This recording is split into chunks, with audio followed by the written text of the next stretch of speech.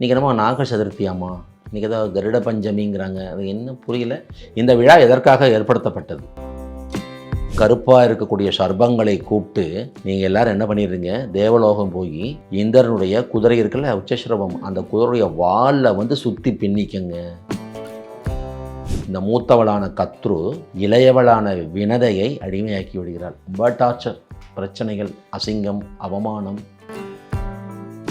உங்களுக்காக இந்த நாகங்களை, என் சகோதரர்கள் தான் இருந்தாலும் இந்த நாகங்களை நான் தொடமாட்டேன். ஆனால் இவர்கள் எனக்கு அடிமை. இரண்டாவது தலைமுறையிலேயோ அல்லது மூன்றாவது தலைமுறையிலேயோ கிட்டத்தட்ட அந்த குழந்தைகள் அனாதையாகி விடுகின்றன. 1000 சொந்தம் இருக்கு, எந்த சொந்தத்தோடு எந்த உறவும் கிடையாது.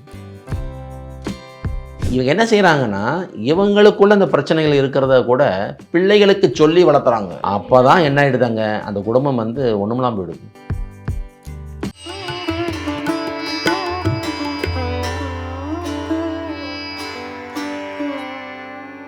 பிரணவ மந்திரம் நேயர்களுக்கு அன்பு வணக்கம். தமிழ் மாதங்கள் ஒவ்வொன்றிற்கும் ஒவ்வொரு சிறப்பு உண்டு. அதிலும் இந்த ஆடி மாதம் அப்படின்னு வந்துட்டாலே அம்மனுக்கான நிறைய நல்ல விசேஷங்கள் இருக்கு. அந்த வகையில வர இருக்கிற ஆடி மாதம் நாக சதுர்த்தி மற்றும் கருட பஞ்சமி, இதனோட சிறப்பு என்ன, அன்னைக்கு நம்ம என்ன மாதிரி விஷயங்கள், எந்த கோவில்களுக்கு போகணும் அப்படின்னு நமக்கு ஒரு தெளிவு கொடுக்கறதுக்காக பிருகுநந்தி நாடி ஜோதிடர் திரு பிருகு பிரபாகரன் ஐயா தான் நம்ம கூட இணைஞ்சிருக்காங்க. ஐயா வணக்கம். பிரணவ மந்திரம் சேனல் நேயர்கள் அனைவருக்கும் நன்றி கலந்த நமஸ்காரங்களை தெரிவித்துக் கொள்கிறேன். நாக சதுர்த்தி, கருட பஞ்சமி, ஏன்னா இது நம்ம நிறைய பேர் நிறைய இடங்களில் கிராஸ் பண்ணி போவாங்க. இன்றைக்கி நம்ம நாக சதுர்த்தியாம்மா, இன்றைக்கி ஏதோ கருட பஞ்சமிங்கிறாங்க. அது என்ன புரியல. ஏதோ ஒரு விழா, ஏதோ ஒரு விசேஷம் அப்படின்னு சொல்லி போயிடுவாங்க. இப்போ நாக சதுர்த்தினா அப்போ வந்து இது சர்பத்தை வணங்கணும் போல இருக்குது.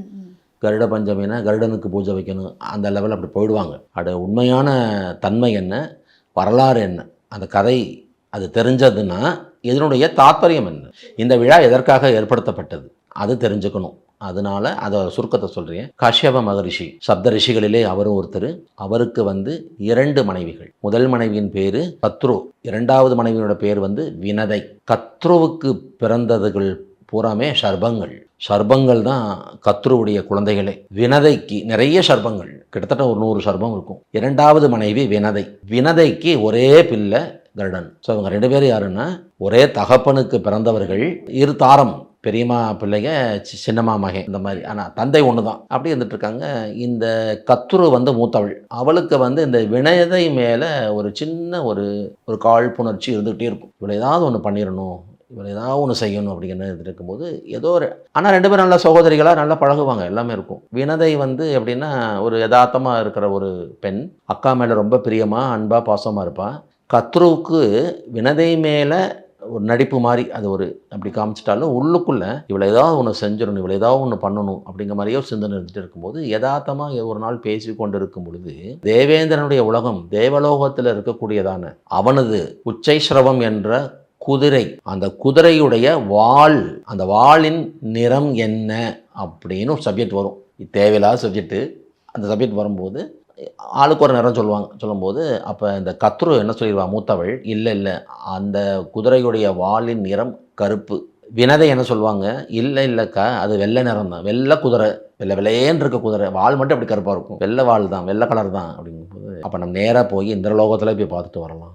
நீ தோத்துட்டேன்னா எனக்கு அடிமை, நான் தோத்துட்டேன்னா உனக்கு நான் அடிமை அப்படின்னு போகும்போது கருப்பாக இருக்கக்கூடிய சர்பங்களை கூப்பிட்டு நீங்கள் எல்லாரும் என்ன பண்ணிடுறீங்க, தேவலோகம் போய் இந்திரனுடைய குதிரை இருக்குல்ல, உச்சஸ்ரவம், அந்த குதிரைய வாலில் வந்து சுற்றி பின்னிக்கங்க அப்படின்னு இந்த குழந்தைகளை ஏவி விட்டுருவா. இந்த சர்பங்களும் போய் அந்த குதிரையுடைய வாலில் வந்து அப்படியே கண்டினியூஸாக சுற்றி நிற்கும். இவங்க 2 பேருமே தேவலோகம் இறங்கி கொஞ்சம் தொலைவில் இருந்து பார்க்கும்போது குதிரையோட வால் அப்படி கருப்பாக தெரியுமாமா. அப்படி வினதை வந்து ஒரு மாதிரி அப்செட் ஆயிடுவாங்க. குதிரை வெள்ளை வெள்ளையன்னு இருக்கு, வால் மட்டும் கருப்பாக இருக்குது. சுச்சோ, அப்போ நாம தான் தப்பாக சொல்லிட்டோம், நீ சொன்னது தப்பு தான், இனிமேல் நீ எனக்கு அடிமை அப்படின்னு சொல்லி இந்த மூத்தவளான கத்ரு இளையவளான வினதையை அடிமையாக்கி விடுகிறாள். ரொம்ப டார்ச்சர், பிரச்சனைகள், அசிங்கம், அவமானம், தொந்தரவுகள், மன உளைச்சல்கள் அத்தனையும் கொடுக்குறான். கருடன் சின்ன குழந்தை, மெல்ல மெல்ல வளர்ந்து ஆளாகி ஒரு அளவுக்கு வரும்போது சில வித்தியாசங்கள் தெரியும் இல்லையா. ஏன் இந்த அம்மா, இந்த பெரியம்மா வந்து நம்ம அம்மாவை இவ்வளோ டார்ச்சர் பண்ணுறாங்க, இவ்வளோ சிக்கல் பண்ணுறாங்க, இவனு போய் கேட்கும்போது உன் தாய் எனக்கு அடிமை, என்ன பிரச்சனை, ஏது பிரச்சனை, எப்படி எப்படின்னு அவர் சில விவரங்கள் கேட்டு தெரிஞ்சுட்டு, என் தாய்க்கு விடுதலை வேணும், நான் என்ன செய்யணும், தேவலோகத்திலிருந்து அமிர்த கலசத்தை கொண்டு வந்து எனக்கு கொடுத்தீங்கன்னா உன் தாயை நான் விடுதலை பண்ணிடுறேன் அப்படின்னு யார் சொல்கிறா? கர்த்தர் சொல்கிறாங்க.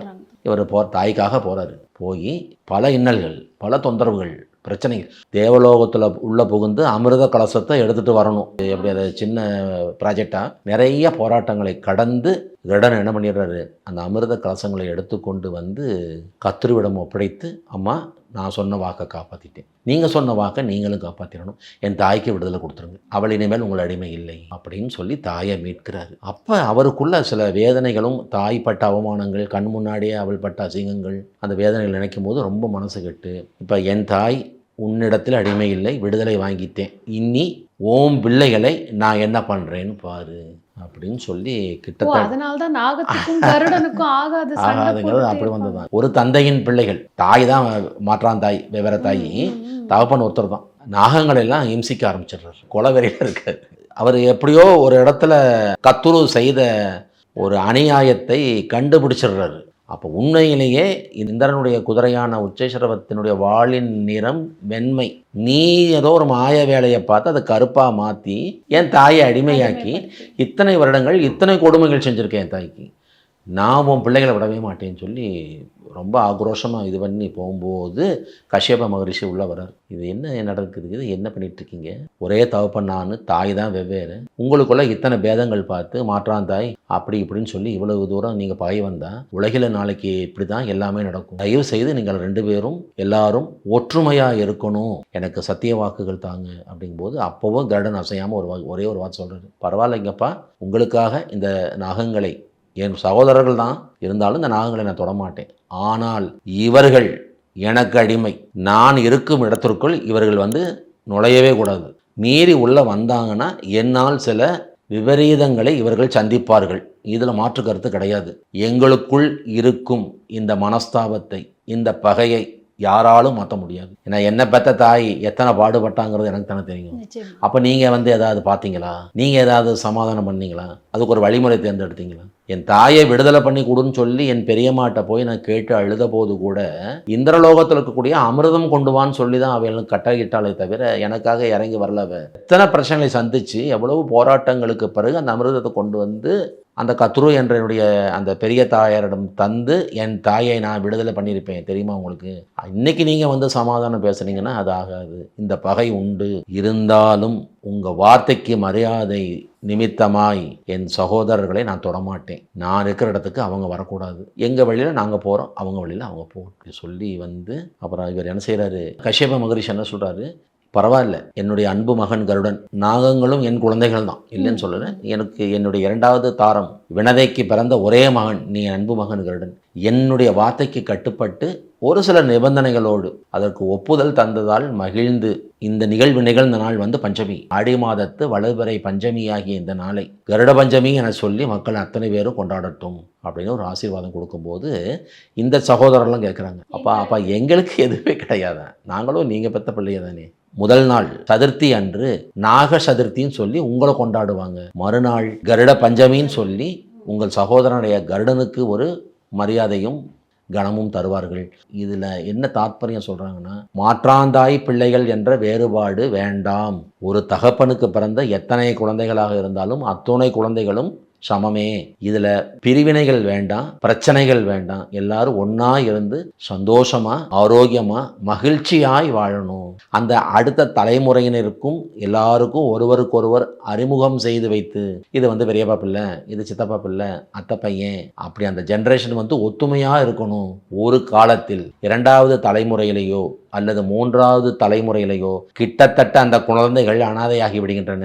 1000 சொந்தம் இருக்குது, எந்த சொந்தத்தோடு எந்த உறவும் கிடையாது, போக்குவரத்து கிடையாது, நல்லது கெட்டது கிடையாது, தேர் திருவிழா கிடையாது, தப்பு இல்லையா? அப்போ அந்த குடும்பத்தினவர்கள் அத்தனை பேரும் எத்தனையோ மனசுக்குள்ள பிரச்சனைகள், மனஸ்தாபங்கள், பகை இருந்தாலும் அதையெல்லாம் மறந்து ஒரே குடும்பமாய் ஒரே அமைப்பில் எல்லாரும் வாழணும். குறிப்பாக சகோதர சகோதரிகளுக்குள் இருக்கக்கூடியதான பகை நீங்கணும். தாய் தந்தையர் மீது குழந்தைகள் வைக்கக்கூடிய ஒரு சிலதான அபிப்பிராய பேதங்கள், பெற்றோர் தம் குழந்தைகளுக்குள் ஏற்படுத்தி தரும் பிற அபிப்பிராய பேதங்கள், தலைமகன் தான் எனக்கு ரொம்ப முக்கியம், அடுத்த பசங்கள்லாம் அடுத்த குழந்தைகள்லாம் எனக்கு தேவையே இல்லை. இது தப்பு இல்லையா? எல்லா குழந்தையும் நீங்கள் தானே பெற்றீங்க. பேதம் இல்லை. அப்போ அவன் பேதம் காட்டும் போது குழந்தைகள் என்ன செய்கிறாங்க? சரி, அப்போ நீங்கள் தலைமகனே வச்சு கொண்டாடிக்கங்க, எங்களுக்கு தேவையில்லை, நாங்கள் விளைவிக்கிறோம். இதெல்லாம் தப்பு.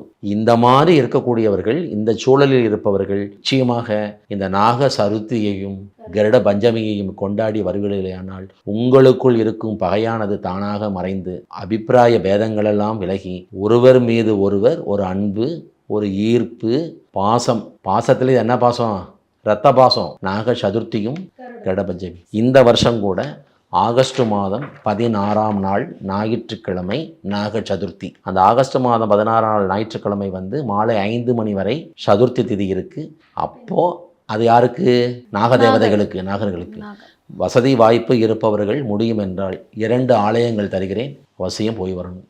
ஒன்று திருநாகேஸ்வரம், அங்கே போய் இறைவனுக்கு ஒரு பூஜை, அந்த நாகநாத சுவாமிக்கு ஒரு பூஜையும், அங்கே இருக்கக்கூடிய சர்பம் அந்த இறைவனுக்கும் ஒரு பூஜை பண்ணி நமஸ்காரம் பண்ணிட்டு வரலாம். இல்லை என்றால் ஈரோடு பக்கத்தில் திருச்செங்கோடு அர்த்தநாரீஸ்வரர், மலை மீது ஆதிசேஷன், விசேஷமான தெய்வம். அந்த ஆதிசேஷனுக்கு ஒரு அர்ச்சனை, வழிபாடு, பூஜைகள் செய்து தரலாம். இதை ஆகஸ்ட் மாதம் 16ஆம் நாள் ஞாயிற்றுக்கிழமை மாலை 5 மணிக்குள் செய்யணும். சதுர்த்தி அது முடியறதுக்குள்ள அந்த நாக சதுர்த்தி முடிஞ்சவொடனே பஞ்சமி ஆரம்பிக்குது. பஞ்சமி என்ன?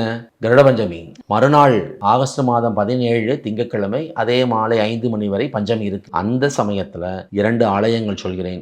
ஒன்று திருச்சி ஸ்ரீரங்கம் ஸ்ரீரங்கநாதன் ஆலயம். அந்த ஸ்ரீரங்கநாதன் ஆலயத்துக்குள்ள அப்படி நுழைந்து உள்ளே போய்கிட்டே இருக்கும்போதே கொஞ்சம் ஷார்ட்டாக போன உடனே அங்கே கருடாழ்வார் இருப்பார். 20 அடி உயரம், மிகப்பெரிய உயரத்தில் கருடாழ்வார் இருந்து அப்படி கைகூப்பிய நிலையில் ரங்கநாதனை நோக்கி அமர்ந்திருப்பார். அந்த கருடாழ்வாருக்கு விசேஷ பூஜை நடக்கும். அந்த பூஜையில் போய் அவசியம் கலந்துக்கணும். அங்கே திருச்சி போக முடியாத சூழலில் இருப்பவர்கள் நாச்சியார் கோவிலிலே இருக்கக்கூடியதான கல்கருடன், ரொம்ப விசேஷம். அந்த கல்கருடனுக்கு அன்று விசேஷ பூஜை இருக்கும் கருட பஞ்சமி அன்னைக்கு. அங்கேயும் சென்று கலந்து கொள்ளலாம். நாங்கள் அத்தனை பேரும் நீங்கள் சொல்லும் இந்த ஆலயங்களிலிருந்து, இந்த ஊர்களிலிருந்து வெகு தொலைவில் இருக்கிறோம், நாங்கள் போகிறது கஷ்டம் அப்படின்னு சொல்கிறீங்களா? நத்திங்கிறாங்க. எப்படி போனாலும் உங்கள் ஊரில் இருக்கக்கூடிய ஆலயங்களிலே நிச்சயமாக என்ன இருக்கும்? சர்ப வழிபாடு கம்பல்சரியாக இருக்கும். அங்கே போய் அந்த நாகத்துக்கு ஒரு பூஜையை வச்சுருந்து, கண்டிப்பாக பெருமாள் ஆலயம் இல்லாத ஊர் இல்லை. எல்லா ஊர்லேயும் மோஸ்ட்லி பெருமாள் கோவில் இருக்கும். மறுநாள் என்னது?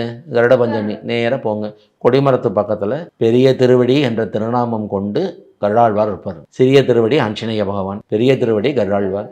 ஆஞ்சநேயர் கூட மூலஸ்தானத்தில், ராமன் பக்கத்தில், பெருமாள் பக்கத்திலே கூட உட்காந்துருப்பார். கருடாழ்வார் அப்படி இல்லை, தொலைவில் இருந்து. ஏன்னா அவருக்கு பார்வை ரொம்ப கூர்மையான பார்வை, கருட பார்வைங்கிறோம் இல்லையா, கழுகு பார்வை, கருட பார்வை அப்படிங்கிறோம் இல்லையா. அவர் என்ன சொல்வார்? எத்தனை தொலைவில் இருந்தாலும் என் கண், என் பார்வை உண்மையதே இருக்கும். அதனால உன் கருவறைக்குள்ள உன் அருகில் அமர்ந்து அமர வேண்டும் என்ற அவசியம் எனக்கு இல்லை இறைவா. நான் 10 அடி 15 அடி 20 அடி தூரம் கூட தள்ளி உட்காந்துக்கிறேன், உன்னை பார்த்த மாதிரி உட்காந்துக்கிறேன், அதுக்கு மட்டும் எனக்கு நீ அனுமதி கொடு என சொல்லி கேட்டு அந்த அன்பே வடிவான கருடன் அந்த பெருமாளை பார்த்து, பெருமாள் கூடயோ அதான் சண்டை போட்டார். ஏதோ ஒரு பொருள் வேணும்னு சொல்லி அது பெருமாள் தான் இருக்குன்னு சொல்லி சண்டை கட்டி உங்களை நான் ஜெயிச்சு அந்த பொருள் வாங்கி, அவரால் பெருமாளை ஜெயிக்க முடியல. அவர் மேலே இவருக்கு ஒரு அன்பு ஏற்பட்டு, என்னை நீங்கள் அடிமையாக ஏற்றுக்கங்க, சந்தோஷம் சொல்லி உன்னை நான் வாகனமாக வச்சுக்கிறேன் சொல்லி அவர் விரும்பிய பொருளை பெருமாள் கொடுத்தாரு. ஆதியில் பெருமாளுக்கும் கருடாழ்வாருக்கும் பகை, சண்டை. ஒரு நேரத்தில் அந்த யுத்தத்திலேயே ஏதோ ஒரு இடத்துல அவர் மெல்ல உணர்றாரு, இது யார் இவர் அப்படின்னு சொல்லி. அவங்களுக்குள்ள அது அந்த இனம் புரியாத ஒரு உணர்வு வரும்போது இவர் என்ன பண்ணிடுறாரு? தன்னை அர்ப்பணிச்சிடுறாரு. என்னை நீங்கள் உங்களுடைய தொண்டனாக, பக்தனாக, அன்பனாக ஏற்றுக்கணும். நான் ஏதோ சிந்தனையில் உங்கள் மேலே பகை கொண்டு உங்களோட யுத்தத்துக்கு வந்துட்டேன், என்னை மன்னிச்சிருங்க சொல்லி சரண்டர் ஆகிறாரு. கருடாழ்வாரை தழுவி கொண்ட பெருமாளும், எனக்கு நீ வாகனமாக இருந்து சிறப்பு செய்ய வேண்டும், என்னுடைய ஆலயத்தினுடைய முன் அமைப்பிலே நீ அமர்ந்து என்னை பார்த்த வண்ணம் இருக்க வேண்டும், என்னை வணங்க வரும் பக்தர்கள் உனக்கு வணக்கம் செலுத்தி வந்து என்னை வணங்குவார்கள் சொல்லி ஒரு கணம் கொடுக்குறாரு. இந்த நாக சதுர்த்தி மற்றும் கருட பஞ்சமியை பற்றி எனக்கு தெரிந்த செய்திகளை சொல்வதற்கு தக்க சமயத்திலேயே அதை ஒரு ஞாபகப்படுத்தி கூட இந்த பிரணவ மந்திரம் சேனல் நேயர்கள் அத்தனை பேருக்கும் நன்றி கலந்த நமஸ்காரங்களை தெரிவித்துக் கொண்டு உங்களிடமிருந்து விடைபெறுவது உங்கள் நண்பன் பிருகு பிரபாகரன். நன்றி, வணக்கம். நன்றி.